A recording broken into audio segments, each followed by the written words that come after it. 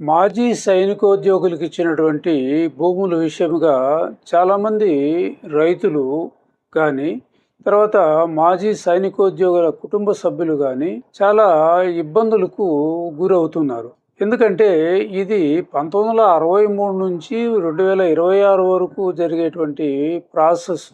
చాలామందికి ఈ జీవోల విషయం గురించి కానీ తర్వాత ఈ భూముల అమ్మకాలు కొనుగోలు విషయంలో కానీ అవగాహన లోపం ఉండేదానివల్ల ఈ గందరగోళానికి గురి కావడం జరుగుతుంది. దీని విషయంగా ప్రభుత్వము 4 సందర్భాల్లో 4 జీవోలను కూడా విడుదల చేయడం జరిగింది. మొట్టమొదట జీవో వచ్చేసి 1963లో ఇచ్చినటువంటి జీవో ప్రకారము కండిషన్లతో కూడినటువంటి పట్టాలు ఇవ్వడం జరిగింది. తర్వాత 1993లో 10 సంవత్సరముల తర్వాత మాజీ సైనికోద్యోగులు అమ్మకాలు కొనుగోలు చేసుకోవచ్చు అనేటువంటిది రెండో జీవో ఇవ్వడం జరిగింది. మూడో జీవోలో ఏం చేసినారు, కలెక్టర్ దగ్గర నుండి ఎన్ఓసి తీసుకురావాలి, ఎన్ఓసి తెచ్చిన వాళ్ళకి మాత్రమే రిజిస్ట్రేషన్లు జరుగుతాయి అనేటువంటి కండిషన్లు పెట్టి మూడో జీవో ఇవ్వడం జరిగింది. నాలుగో జీవోలో ఏం జరిగిందంటే ఎలాంటి ఎన్ఓసీలు అవసరం లేదు, ఎంఆర్ఓ కానీ ఆర్డీఓ కానీ కలెక్టర్ కానీ ఎలాంటి ఎన్ఓసీలు లేకుండా మాజీ సైనికులకు సంబంధించినటువంటి భూములను అమ్ముకునేటువంటి హక్కును కలిగిస్తూ రిజిస్టర్ చేయాలి అని చెప్పి రిజిస్ట్రేషన్ శాఖకు ఉత్తర్వులు జారీ చేయడం కూడా జరిగింది. అయితే ఈ 4 జీవోలు ఏ ఏ సందర్భాల్లో ఎప్పుడు ఇచ్చినారు, ఆ జీవో నెంబర్లు ఏమి అనేటువంటి వివరాల గురించి వివరంగా తెలియజేస్తాను. అయితే ఈ జీవోల యొక్క వచ్చేటువంటి సందర్భం ఏమిటంటే మనకు 1962లో మన భారతదేశానికి చైనా దేశానికి బార్డర్ డిస్ప్యూట్ జరిగి యుద్ధం అనేటువంటిది 1 నెల యుద్ధం జరిగిందనమాట.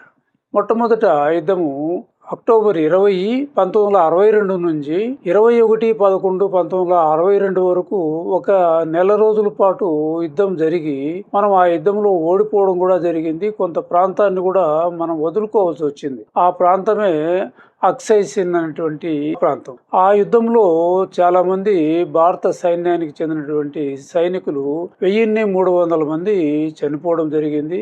అనేక వేల మంది గాయాలకు గురయ్యి వికలాంగులుగా కూడా మారడం కూడా జరిగింది. అదే చైనా వాళ్ళు ఏం చేసినారు, మాకు 722 మంది మాత్రమే చనిపోవడం జరిగిందని చెప్పి వాళ్ళు తక్కువ సంఖ్య చూపించి చెప్పినారని చెప్పి మన భారత గవర్నమెంట్ చెప్పడం కూడా జరిగింది. ఏదేమైనప్పటికీ ఆ యుద్ధం వల్ల మన భారతదేశానికి తీవ్రమైనటువంటి నష్టం జరిగింది. భూభాగాన్ని కోల్పోయినాము, తర్వాత సైనికులను కోల్పోయినాము.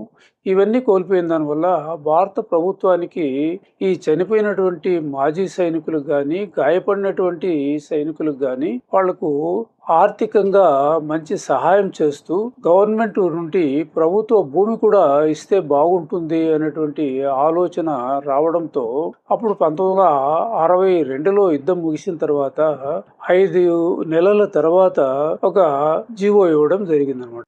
ఆ మొట్టమొదట ఇచ్చినటువంటి జీవో నెంబర్ వచ్చేసి 743/1963, తేదీ వచ్చేసి 30/4/1963. ఈ జీవో ప్రకారము తీసుకున్నట్లయితే సామాన్య రైతులకు ఏ విధంగా కండిషన్లు పెట్టి భూములు ఇచ్చినారో అదే విధమైనటువంటి కండిషన్లు పెట్టి ఇవ్వడం జరిగింది. అంటే ఆ కండిషన్లో ముఖ్యమైనటువంటి కండిషన్లు ఏమి, వారు వారసులు మాత్రమే అనుభవించాలే గాని ఎలాంటి పరాధీనము చేయరాదు అనేటువంటి ఒక షరతు. తర్వాత పట్టా ఇచ్చిన తేదీ నుంచి 3 ఏళ్ల లోపల ఆ భూమిని సాగులోకి తేవాలనేటువంటి కండిషన్లు. ఈ విధంగా 23 రకాల కండిషన్లు పెట్టి ఆ పట్టాలు ఇవ్వడం జరిగింది. అంతటితో ఆ మాజీ సైనికులంతా కూడా సంతోషంతో ఇటు ఆర్థిక సహాయము ఇటు భూములు కూడా ఇచ్చినారని చెప్పి ఆనందంతో జీవించడం జరుగుతుంది. కానీ ఒక 25-30 ఏళ్ళ తర్వాత వాళ్లకు ఆ భూములు ఆర్థికంగా చాలా చితికిపోయి ఉన్నారు చాలా మంది. తర్వాత వైద్య ఖర్చులకు కానీ వృద్ధాప్యంలో కానీ ఆర్థిక ఇబ్బందుల వలన కానీ ప్రభుత్వానికి అనేక సార్లు దరఖాస్తులు చేయడం జరిగింది. మాకు మా భూములు అమ్ముకునేదానికి ఏదైనా ఒక జీవో మీరు విడుదల చేయండి అని చెప్పి అనేక సందర్భాల్లో కోరడం జరిగింది. కానీ ప్రభుత్వము దాన్ని లెక్క చేయని దానివల్ల చాలామంది కోర్టులను ఆశ్రయించి కోర్టుల ద్వారా ఉత్తర్వులు తెచ్చుకోవడం జరిగింది. ఇది అందరికీ వర్తించేటట్లు కోర్టుకు పోయిన వాళ్ళ వారికే కాకుండా అందరి మాజీ సైనికులకు అందరికీ వర్తించేటట్లుగా 1993లో ఒక జీవో తేవడం జరిగింది. ఆ జీవో నెంబర్ వచ్చేసి 1117/1993. తేదీ వచ్చేసి 11/11/1993. ఈ తేదీ నుండి ప్రతి మాజీ సైనికుడు 10 సంవత్సరముల తర్వాత ఎలాంటి కండిషన్లు లేకుండా అమ్ముకోవచ్చు. కొనుగోలు చేసిన వారికి కూడా ఇది సెటిల్మెంట్ పట్టా కింద ట్రీట్ చేయబడుతుంది. కాబట్టి కొనేవాళ్ళు కూడా ఎలాంటి ఇబ్బందులు నిరభ్యంతరంగా కొనవచ్చు, అమ్మేవాళ్ళు కూడా నిరభ్యంతరంగా అమ్మవచ్చు అనేటువంటిది ఈ జీవో యొక్క సారాంశం అన్నమాట.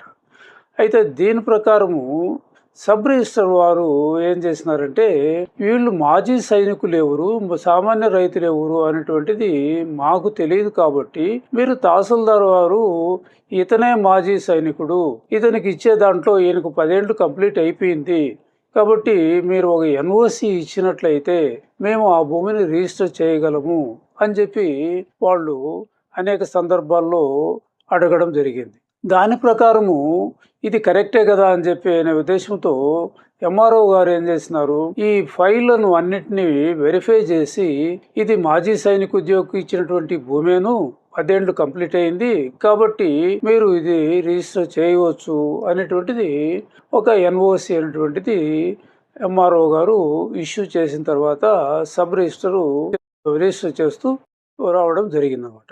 ఇది 63లో నుండి 93కు సుమారు 30 సంవత్సరాల కాలంలో ఈ విధంగా అమ్ముకునేటువంటి హక్కులు కల్పించడం జరిగింది. అయితే ఇందులో ఒక మతలబు ఉంది. ఏమంటే చాలామంది రైతులు కానీ లేదా దానికి సంబంధం లేనటువంటి వ్యక్తులు కూడా ఇది మాజీ సైనికులకు ఇచ్చినటువంటి భూమి అని ఒక డూప్లికేట్ కాగితాలు సృష్టించి వాటిని ఎంఆర్ఓల సహాయంతో వాళ్ళతో కొల్లుడయ్యి చాలా మంది కూడా మాజీ సైనికులు కాకుండా ఇతరులు కూడా ఈ 10 ఏళ్ల తర్వాత డిఫార్మ్ పట్టాలు అమ్ముకునేటువంటి అవకాశాలు ఈ ఎంఆర్ఓలు ఇవ్వడం జరిగింది. ఈ విధంగా జరిగిన దానివల్ల అనేక అవకతవకలకు అవకాశం ఇవ్వడం జరిగిన దానివల్ల ఇదంతా కూడా ప్రభుత్వ దృష్టికి పోవడం జరిగింది. అప్పుడు వెంటనే ఏం చేసినారు, రిజిస్ట్రేషన్ డిపార్ట్మెంట్ వారికి ఒక ఉత్తర్వులు జారీ చేయడం జరిగింది. ఏమిటా ఉత్తర్వులు అంటే, ఎవరైతే కలెక్టర్ గారి నుంచి ఎన్ఓసి తెచ్చుకున్నటువంటి మాజీ సైనికులకు మాత్రమే ఇది రిజిస్టర్ చేయండి, అదే ఇంతకుముందు ఎంఆర్ఓలు కానీ ఆర్డీఓలు కానీ ఇచ్చినటువంటి ఎన్ఓసీలు చెల్లవు అనేటువంటిది ఒక జీవో ఇవ్వడం జరిగింది. ఆ జీవో నెంబర్ ఏమంటే 307/2013. తేదీ వచ్చేసి 6/6/2013 తేదీ ఈ జీవో ఇవ్వడం జరిగింది. ఈ జీవో ప్రకారము కలెక్టర్లు ఏం చేస్తారు, మళ్ళా ఎవరైనా కలెక్టర్కు ఎన్ఓసి కోసం అప్లై చేసుకున్నట్లయితే వాళ్ళు మళ్ళా ఏం చేస్తున్నారు, ఆర్డీఓకు పంపిస్తారు. ఆర్డీఓ వచ్చేసి తహసీల్దార్కు ఫార్వర్డ్ చేస్తారు. తహసీల్దార్లు మళ్ళీ ఏం చేస్తున్నారు, ఆర్ఐలకు విఆర్ఓలకు ఫార్వర్డ్ చేసి ఇది వాళ్ళ ఎంజాయ్మెంట్లో ఉందా లేదా, మాజీ సైనికులే సాగు చేస్తున్నారా లేదా, తర్వాత ఈ ఫైల్ అన్నిటిని వెరిఫై చేసి వీళ్ళు ఏం చేస్తారు, ఆర్డీఓ గారికి పంపడం జరుగుతుంది. దీంట్లో ఈ టైము ఒక 2-3 నెలలు కాలయాపన జరగడం జరుగుతుంది ఎంఆర్ ఆఫీస్లో. తర్వాత ఆర్డీఓ ఆఫీస్లో కూడా అక్కడ కూడా ఒక 1-2 నెలలు కాలయాపన జరగడం జరుగుతుంది. ఇది పోయిన తర్వాత కలెక్టర్ కార్యాలయం కూడా క్లర్క్ నుంచి ఏఓ నుండి డిఆర్ఓ నుండి జాయింట్ కలెక్టర్కు పోయే లోపల అక్కడ 2-3 నెలలు జరుగుతుంది. అంటే ఈ ఎన్ఓసి కలెక్టర్ నుండి ఎన్ఓసి కోరేదాని వల్ల ఈ మాజీ సైనికులు అనేక ఇబ్బందులకు గురి కావడం కూడా జరిగింది. ఈ కాలం అంతా కలిసి సుమారు 6 నెలల నుంచి 2 సంవత్సరాల కాలం కూడా పట్టింది అనేటువంటిది ప్రభుత్వ నోటీసుకు తేవడం జరిగింది. ఈ విధంగా ఈ చాలా కాలయాపన అనేటువంటిది జరుగుతుంది. కార్యాలయాల చుట్టూ ఈ వృద్ధాప్య దశలో మేము తిరగలేము, ఈ ఎన్ఓసి లేకుండా ఏదైనా జీవో ఇమ్మని చెప్పి ప్రభుత్వాన్ని కోరడం జరిగింది. అదేవిధంగా కొంతమంది కోర్టులు కూడా పోవడం, ఉత్తర్వులు తెచ్చుకోవడం జరిగింది. అప్పుడు ఏం చేసింది ప్రభుత్వము, ఇవన్నీ వద్దు, అందరికీ సరిపడేటువంటి ఒక జీవో అనేటువంటిది ఇస్తే బాగుంటుంది అనేటటువంటి ఉద్దేశంతో 2016లో ఒక జీవో ఇవ్వడం జరిగింది. ఆ జీవో నెంబరే 279/2016, తేదీ వచ్చేసి 4/7/2016. ఈ జీవో ప్రకారము మాజీ సైనికులకు సంబంధించినటువంటి భూములు వాళ్ళ దగ్గర కొనుగోలు చేసినటువంటి రైతులకు ఈ విధంగా ఎవరైతే సబ్ రిజిస్టర్ ఆఫీస్కు సమర్పిస్తారో ఆ భూములను మీరు రిజిస్ట్రేషన్ చేయాలి అని చెప్పి రిజిస్ట్రేషన్ డిపార్ట్మెంట్కు ఉత్తర్వులు ప్రభుత్వం జారీ చేసి జీవో జారీ చేయడం జరిగింది. దీని ప్రకారము 2016 నుంచి 2026 వరకు ఇప్పటి వరకు కూడా ఎలాంటి అబ్జెక్షన్ లేకుండా ఎంఆర్ఓ ఆఫీస్లో కానీ ఇటు సబ్ రిజిస్టర్ ఆఫీస్లో కానీ ఎలాంటి అబ్జెక్షన్లు జరగకుండా ఈ రిజిస్ట్రేషన్లు అనేటివి జరుగుతూ ఉన్నాయి. కానీ 2013లో పిఓటి యాక్ట్ సవరణ చేసి అమెండ్మెంట్ యాక్ట్ చేసి డీకేటీ భూములు 20 ఏళ్ళు కంప్లీట్ అయిన వాటికి కూడా ఫ్రీ హోల్డ్ చేయాలి అని చెప్పి జగన్ ప్రభుత్వము 596/2023లో ఒక జీవో తేవడం జరిగింది. ఆ జీవో ప్రకారము ఎవరైతే సామాన్య రైతులు కూడా 20 ఏళ్ళు కంప్లీట్ చేసుకున్నారో వాళ్ళ భూములు కూడా ఫ్రీ హోల్డ్ చేయడం కూడా జరిగింది. ఇప్పుడు ఏం చేస్తున్నారంటే చాలామంది ఈ 22A పెట్టకూడనటువంటి భూములు కూడా 22A పెట్టడం జరిగింది. ఉదాహరణకి 1954 కంటే ముందు ఇచ్చినటువంటి భూములు పెట్టకూడదు. తర్వాత రెండవది స్వతంత్ర సమరయోధులకు ఇచ్చినటువంటి భూములు కానీ, పొలిటికల్ సఫరర్స్కు ఇచ్చినటువంటి భూములు కానీ, పట్టా భూములు కానీ, ఎక్స్ సర్వీస్ మెన్కు చెందినటువంటి భూములు కానీ ఇవన్నీ 22A పెట్టకూడదు. కానీ పొరపాటునో లేకంటే ఉద్దేశపూర్వకంగా పెట్టినారో తెలియదు. కానీ అయితే కూటమి ప్రభుత్వము ఇదంతా గమనించి 2026 జనవరిలో ఈ 5 రకాలైనటువంటి భూములను 22A నిషేధిత జాబితాలో నుండి తొలగించడం జరిగింది. అప్పటి నుండి వాటి యొక్క ట్రాన్సాక్షన్లు సబ్ రిజిస్టర్ ఆఫీస్లో నిరభ్యంతరంగా జరుగుతూ ఉన్నాయి ఇప్పుడు కూడా. అయితే కూడా ఇంకా కొన్ని మాజీ సైనికులకు సంబంధించినటువంటి భూములు కానీ, లేదంటే పట్టా భూములు కానీ, ఇతర 22A పెట్టకూడనటువంటి భూములు కానీ ఇప్పుడు కూడా ఇంకా ఉన్నట్లు ప్రభుత్వం గుర్తించి ఒక వారం రోజుల క్రిందట కూడా 14 లక్షల ఎకరాల పట్టా భూములు కూడా ఉన్నాయి. వీటి అన్నిటినీ వెంటనే తొలగించమని చెప్పి కలెక్టర్లకు ఉత్తర్వులు ఇవ్వడం కూడా జరిగింది. ఈ ప్రాసెస్ అంతా కూడా జూలై 31 లోపల కంప్లీట్ చేయమని చెప్పి కూడా ఉత్తర్వులు జారీ చేయడం జరిగిందనమాట. కాబట్టి ఇప్పుడు కూడా రైతులంతా గమనించాల్సినటువంటి విషయం ఏమిటంటే, ఇప్పుడు కూడా ఎవరైనా 22A ఉంటే వాళ్ళు విడుదల చేసేంత వరకు ఉండాల్సిన అవసరం లేదు.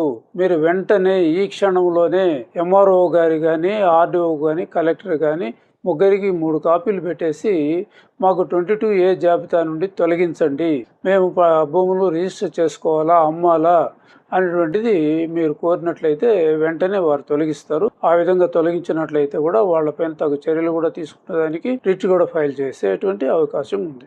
కాబట్టి ఈ రైతులందరూ కూడా ఈ మాజీ సైనికులకు సంబంధించినటువంటి భూముల విషయంలో ఈ 4 రకాలైనటువంటి జీవోలను మనసులో పెట్టుకొని ఎవరికైనా అవగాహన లోపం కలిగినటువంటి సిబ్బంది ఉన్నట్లయితే మీరు ఈ జీవో ప్రకారము ఎందుకు మాకు నిలుపుదల చేసినారు, మీరు తీసేయాల్సినటువంటి అవసరం మీకు ఉందని చెప్పి ప్రశ్నించేటువంటి అధికారము ప్రతి ఒక్కరికి ఉంది. కాబట్టి మీరు మరొకసారి ఈ జీవో విషయంగా ఈ 4 సందర్భాలు చెప్తా. మొదటి సందర్భంలో 63లో ఇచ్చినటువంటి జీవో అయితే మాజీ సైనికులు ఎలాంటి భూములు అమ్మరాదు, కండిషన్ అంటే సామాన్య రైతులకు ఇచ్చినటువంటి కండిషన్లతోనే ఇవ్వడం జరిగింది.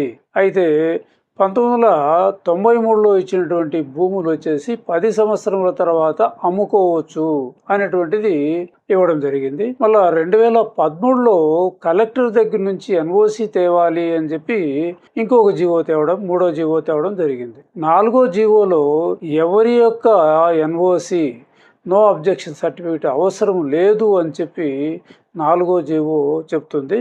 ఆ 4వ జీవో ప్రకారం ఇప్పటికి కూడా మధ్యలో ఎలాంటి జీవోలు లేవు. ఇప్పుడు కూడా నిరభ్యంతరంగా అన్ని ట్రాన్సాక్షన్లు, రిజిస్ట్రేషన్లు జరుగుతూ ఉన్నాయి. ఇప్పుడు కూడా ఎవరికైనా అటువంటి ఇబ్బందులు ఉన్నట్లయితే ఈ జీవోల ద్వారా మీరు అందరూ కూడా తెలుసుకొని మీరు లబ్ధి పొందుతారనే ఉద్దేశంతో ఈ వీడియోను చేయడం జరుగుతుంది. Thank you very much.